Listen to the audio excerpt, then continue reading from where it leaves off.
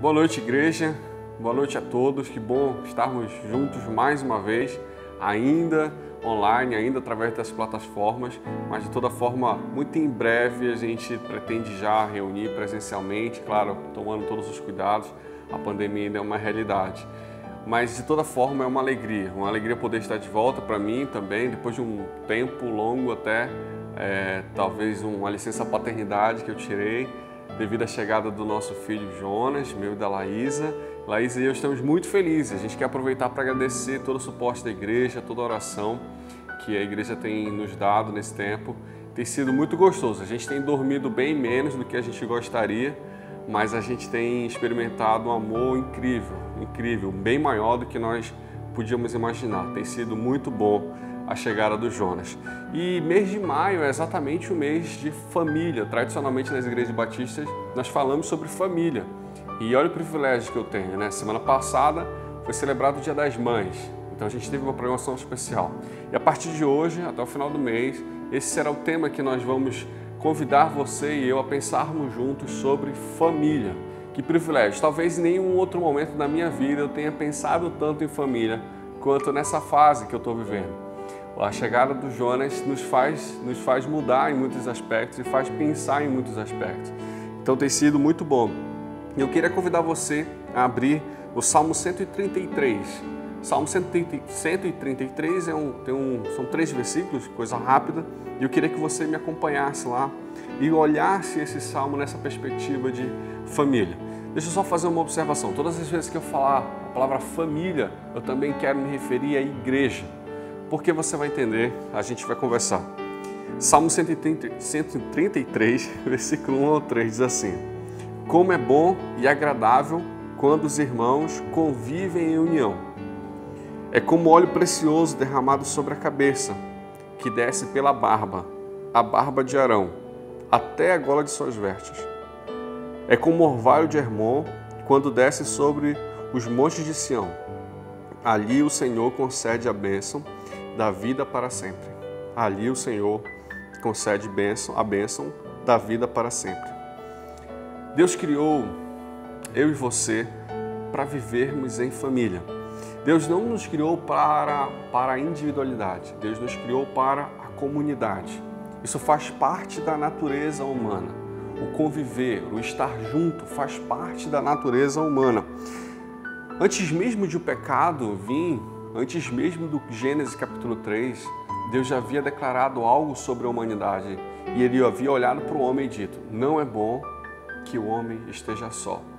Portanto, essa luta nossa contra a solidão não é uma coisa somente do pecado. Ela é muito antes a isso. Ela é uma questão da natureza, do DNA humano. Nós somos assim. Isso faz parte da nossa constituição, de como fomos formados. Deus nos fez assim, para vivermos em família, em comunidade, em igreja. E é muito interessante porque tudo vem da família, é o seio, é a origem, é de onde nascemos de fato. Tudo parte de lá. E é interessante que o salmista inicia a expressão, o salmo dizendo: como é bom e como é agradável que os irmãos convivam em união. Viver em união é algo realmente agradável.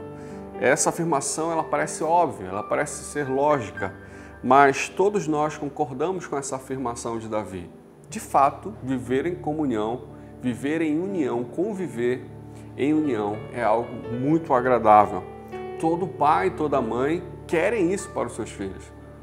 Todo pai e toda mãe querem isso para a sua família, conviver em união. Todos buscamos isso, mas nós também precisamos concordar que nem sempre é fácil conviver em união.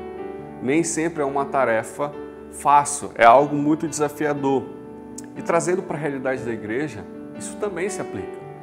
Tão desafiador quanto conviver em união na casa, na família, também é na igreja. Também é na igreja. Sei que existe aquele conceito idealizado de que aquela coisa romântica de que a igreja é um lugar de gente maravilhosa, gente perfeita e tudo mais. Sim, existe essa parte boa sim, mas também é difícil conviver. É difícil porque nossa realidade coloca alguns desafios, algumas crises. E Davi, quando ele afirma isso, ele fala talvez de um desejo do seu coração. Porque Davi sabia muito bem o que era ter filhos que não viviam em comunhão, que não viviam bem, que tinham momentos que não eram agradáveis. Davi sabia, os seus filhos viviam numa verdadeira crise, um verdadeiro caos. E não só os seus filhos, mas os irmãos de Davi também não viviam de maneira tão agradável assim. Por isso, talvez Davi, ao expressar como é bom que os irmãos, talvez ele olhasse para sua casa, porque desmistificando essa ideia romântica de que a família é esse local perfeito, ou de que alguns cristãos, ou líderes, ou pastores, ou líderes de igreja têm famílias perfeitas, não é bem assim. Nós temos os nossos desafios. Eu e você, todos nós temos, toda a família passa por crise. Talvez você possa lembrar, mas Mateus capítulo 7, a partir do versículo 25, fala assim: caiu a chuva, transbordou os rios, sopraram os ventos e deram contra aquela casa, e ela não caiu, porque tinha alicerces na rocha. Todas as casas vão passar por tempestades. Todas as famílias vão enfrentar tempestades. A diferença é aonde nós estamos alicerçados. É sobre o que estamos alicerçados. Essa é a diferença, se a casa vai resistir à tempestade ou não. Mas passar por problemas, por crises, é algo comum nas nossas famílias. Mas, sobretudo, como é agradável viver em união. A diferença é sobre onde estamos firmados, é sobre o que estamos colocando, sobre que sustento está a nossa família. Família é um local para onde voltamos, nós pertencemos a ela. Eu pertenço à minha família. Às vezes eles nem gostando tanto disso, mas eu pertenço a eles, é para lá que eu volto. É ali que é a minha origem, querendo ou não, gostando ou não, em alguns momentos. Eu pertenço a ela. Talvez essa mesma realidade, essa mesma compreensão deveria partir para a igreja. Eu pertenço a ela, mesmo com algumas crises, mesmo com algumas lutas, mas eu pertenço ali e eu vou viver de modo que eu traga esse ambiente, essa convivência seja agradável. Então, família tem essa característica. A característica de, mesmo diante das crises, a gente pode sim superar e viver algo que seja agradável. Uma outra característica, no versículo 2 desse Salmo 133, é o seguinte, vamos ler. É como óleo precioso. Olha como Davi, ele coloca, ele compara a família. Ele diz assim, o fato de estarmos vivendo em união, ele diz assim, é como óleo precioso, derramado sobre a cabeça, que desce pela barba, a barba de Arão, até a gola das suas vestes. Essa comparação talvez não seja muito comum para mim e para você, mas Davi está dizendo que viver em união é tão agradável, que é como um óleo. E que isso nos ensina? O que Davi talvez pretendia dizer ao usar essas expressões? Em Êxodo, capítulo 30, versículo 30 até o versículo 32, ali explica o contexto desse dizer de Davi. Está falando ali sobre um óleo especial que era colocado e era derramado sobre os sacerdotes. Sacerdotes eram homens separados por Deus para uma vocação, para uma missão. E esse óleo, Deus ordenava que ele tinha que ser derramado especificamente sobre os sacerdotes e sobre os reis. Eles não poderiam ser usados em nenhuma outra cerimônia. Eles não poderiam ser derramados em nenhuma outra pessoa, a não ser em sacerdotes e nos reis. Então, Davi está querendo dizer que a família é algo precioso, é algo especial. E é interessante que quando você vai pesquisar, os estudiosos dizem sobre esse óleo, você não vai encontrar elementos nele que são assim muito diferentes ou muito difíceis de ser encontrado que o tornam especial. Não, eles são elementos comuns, eles são coisas que poderiam se encontrar nos mercados daquela época facilmente. Eu anotei algumas coisas aqui, também Êxodo, capítulo 30, fala sobre isso. Era mirra, era canela, cana aromática, azeite e mais alguns outros elementos que compunham os ingredientes desse óleo. Talvez isso nos explique mais alguma coisa. Talvez isso queira nos dizer que coisas comuns na mão de um Deus se tornam especiais. Família é especial porque pessoas comuns, vivendo um propósito divino, vivem um propósito que é estar em união. E isso é muito especial quando coisas comuns se unem no propósito divino, se tornam algo sagrado. Quando coisas comuns se unem no propósito divino, se tornam algo sagrado. É exatamente isso. Pessoas comuns que se unem no propósito divino. Isso é sagrado. Família é algo sagrado.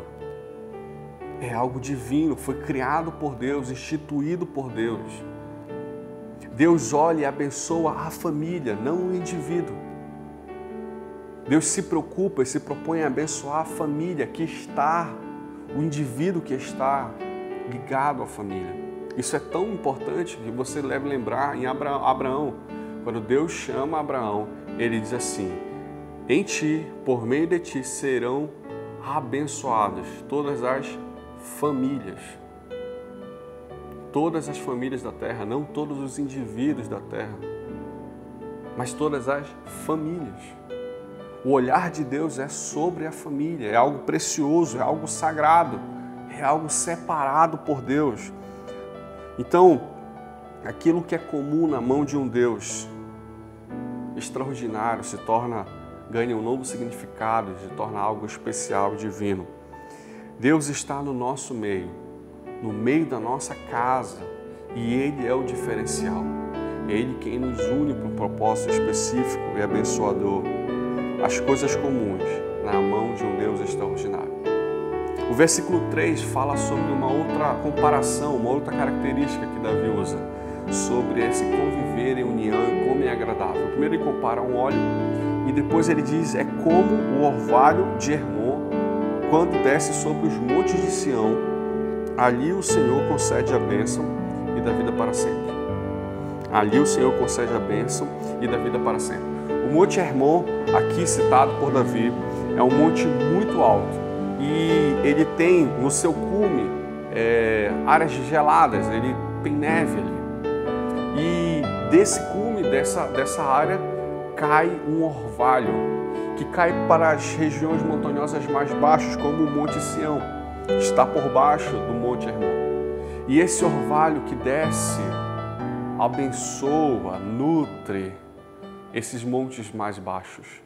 E ele está dizendo que é exatamente assim quando as pessoas convivem em união.